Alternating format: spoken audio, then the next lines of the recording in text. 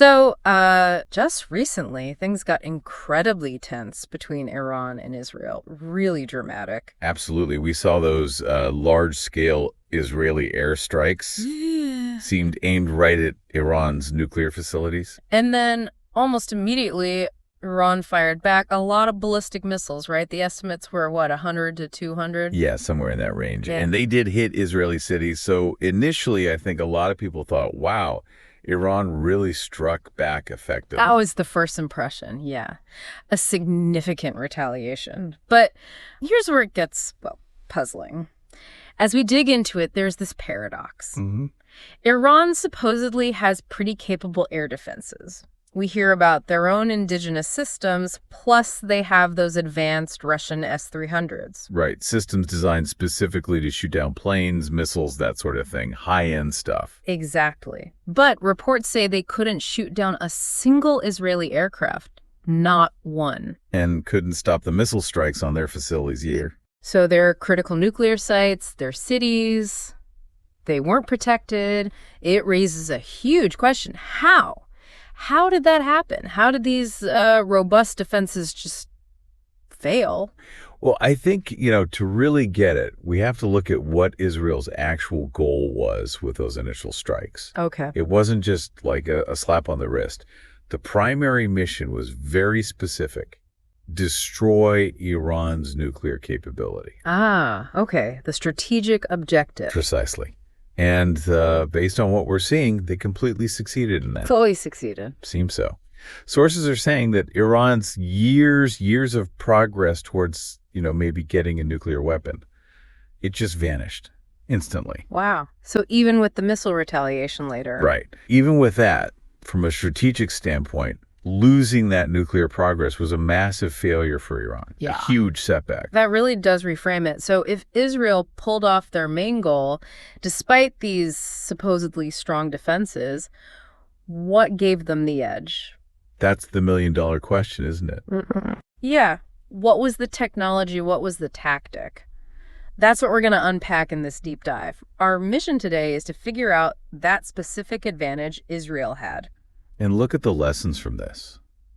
Because, other countries are watching. Definitely. Especially for nations trying to keep that decisive edge in dangerous neighborhoods. We want to show you what really went down. Stick around. You want to hear this. Okay, so let's connect the dots here.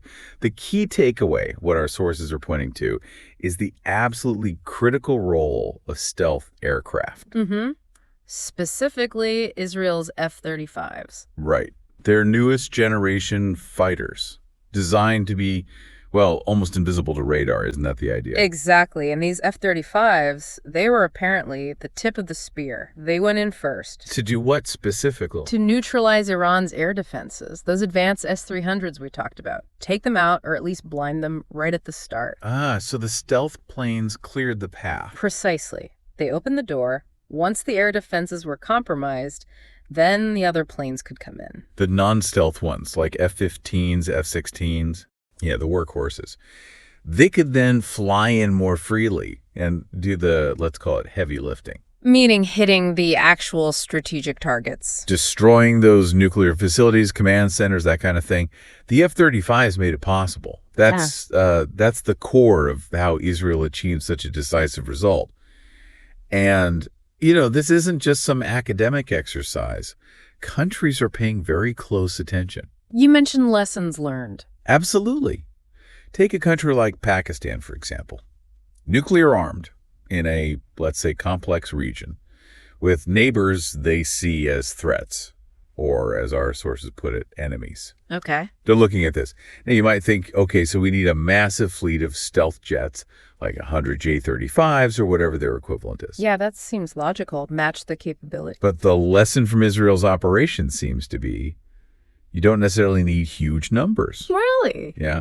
Maybe a more limited number, say 30 or 40 stealth aircraft, could be enough to gain that critical, decisive edge.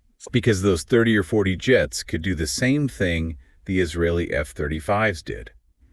Take out the enemy's eyes and ears first. Target their air defense sites, their command and control.